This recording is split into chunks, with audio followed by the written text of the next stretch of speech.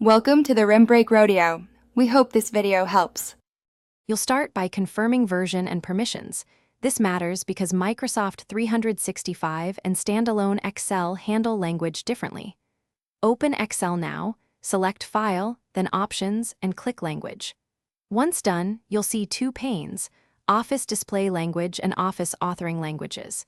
Make sure to add your target language if it's not listed by using Add a Language. You're setting the stage correctly, so the next steps change the interface and proofing tools without causing unexpected defaults.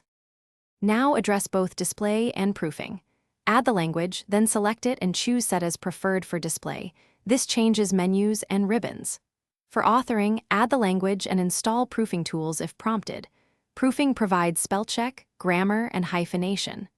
Once you set defaults, Excel may prompt to download language accessory packs, accept and install. Make sure to restart Excel after installation so the UI and proofing components load in the new language, ensuring consistent behavior.